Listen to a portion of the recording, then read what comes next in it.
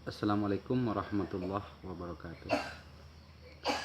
Para sahabat dan saudara sekalian, pada pertemuan kali ini kita akan mengangkat sebuah topik yang selama ini dianggap kebanyakan orang sebagai sebuah konsep atau pengetahuan yang sangat rumit dan bukan untuk semua orang. Apa itu? Yaitu ilmu filsafat. Padahal sesungguhnya ilmu filsafat itu bukan sesuatu hal yang sangat rumit sebagaimana yang dibayangkan kebanyakan orang selama ini. Karena ilmu filsafat sesuai dengan salah satu fitrah manusia, yaitu ingin tahu. Sesuai dengan konsep atau pendapat para ahli filsafat yang mengatakan ilmu filsafat itu berawal dari rasa heran.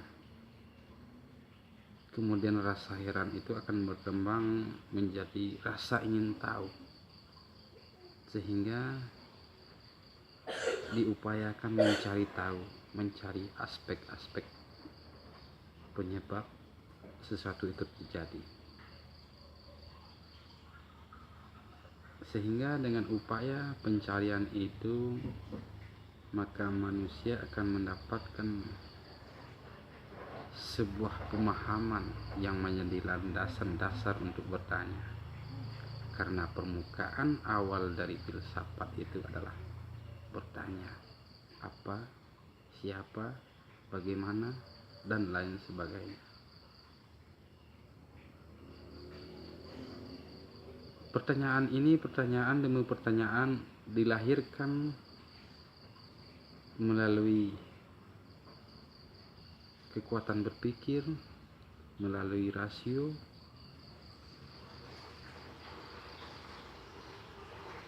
yang ada pada manusia itu sendiri.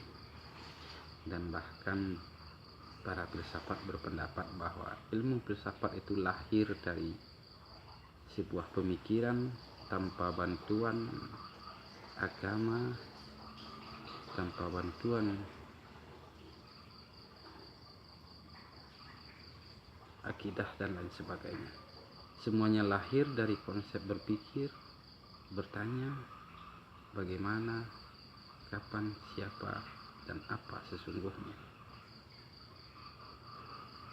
Pada hakikatnya manusia diciptakan dengan segala kekurangan dan keterbatasan, sehingga pertanyaan demi pertanyaan itu tidak akan ada akhirnya, tidak akan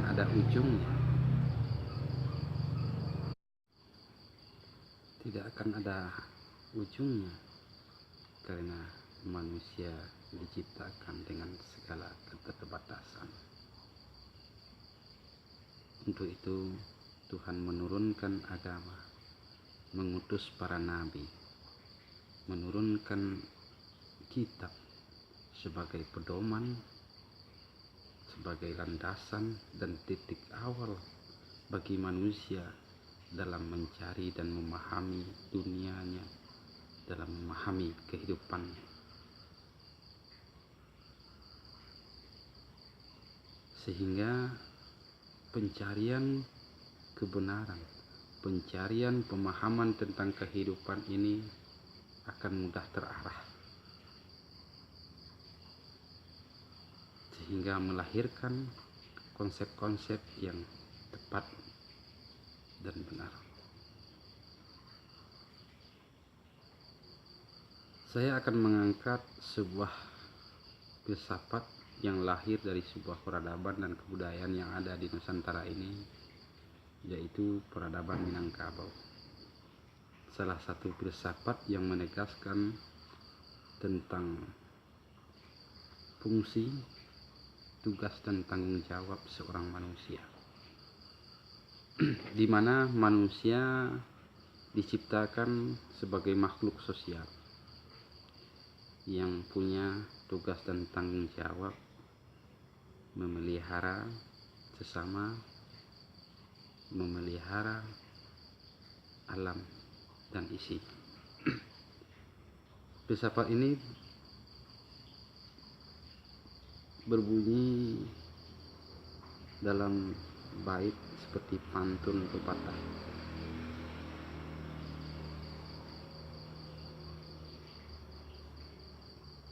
Yang lahir dalam konteks yang berbunyi dalam bahasa daerah, yaitu kalau paku kacang balimbiang timpuruang lenggang lenggokkan dibo nak rang kasaruaso.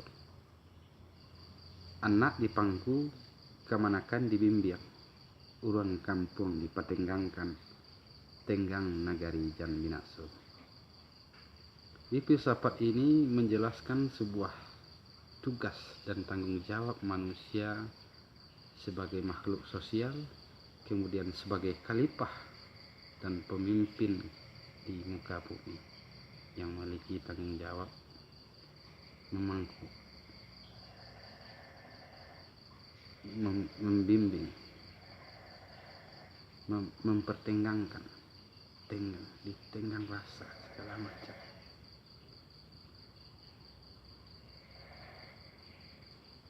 Kemudian akan timbul pertanyaan, karena ini lahir dari sebuah filsafat, bagaimana cara memangku anak?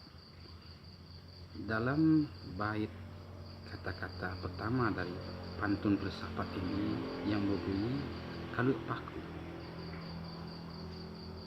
konsep pemikiran masyarakat atau peradaban di Minangkabau lahir dari pemahaman dan cara memahami kehidupan melalui isyarat-isyarat yang ada di alam ini.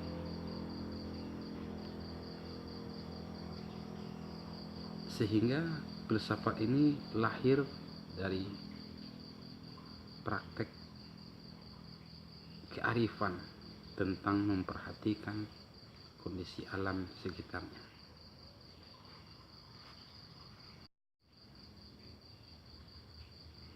Sehingga filsafat ini berlandaskan kepada isyarat-isyarat yang ada di alam sekitar. Bagaimana cara memangku anak, yaitu seperti kalu paku. Artinya anak ini harus dilindungi, harus dipersiapkan sebagaimana yang diisyaratkan dengan kalu paku, yaitu paku dalam artikel pakis,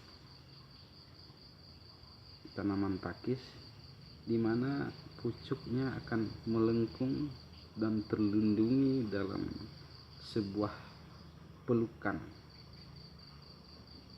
sebuah kasih sayang daripada yang lebih tua. Sehingga semakin hari ketika yang muda sudah mulai kuat, maka semakin akan dilepaskan perlahan-lahan. Hal ini mengisyaratkan tentang cara bagaimana memangku anak. Bahkan artinya lebih luas daripada itu. Tapi untuk pertemuan kali ini kita membahas sekilas dan lapisan luar. Selanjutnya bagaimana cara dalam bait yang tadi mengatakan keponakan dibimbing. Bagaimana cara membimbingnya seorang keponakan? Bagaimana membimbingnya kaum?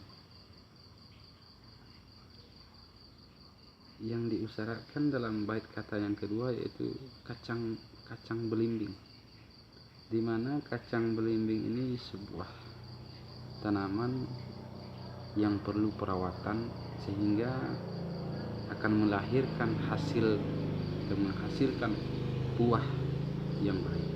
Artinya keponakan harus diarahkan, dirawat, dibina sehingga mendapatkan generasi-generasi yang baik. Dan yang ketiga adalah orang kampung dipatenggangkan. Artinya kita harus pandai menenggang masyarakat sekitar, terutama yang ada di sekitar kita. Bagaimana caranya? Bait kata sebelumnya menjelaskan timpuruang lenggang lenggok. Artinya dalam kehidupan bermasyarakat kita harus saling tahu, saling bisa memahami, saling pengertian, dan saling tenggang rasa. Tempurung lengang lenggok. Tempurung atau tempurung kelapa yang pada masa dahulu ini dijadikan sebuah wadah atau tempat untuk minum air. Jadi ketika wadah ini berisi air, maka seseorang harus pandai memapah atau pandai membawanya agar air yang ada dalam tempurung ini tidak tumpah. Jadi inti dari konsep ini secara awal adalah bisa tenggang rasa dengan masyarakat sekitar, sehingga melahirkan kehidupan masyarakat yang rukun dan damai.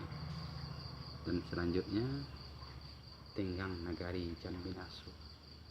Bagaimana caranya? Yaitu bait syair yang selanjutnya menjelaskan di bonarang kasaruaso.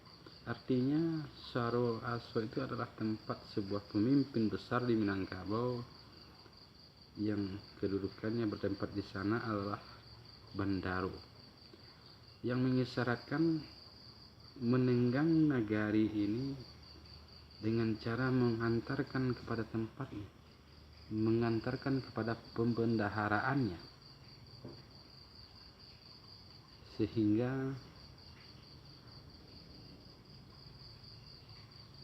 negeri ini akan menjadi damai dan sentosa.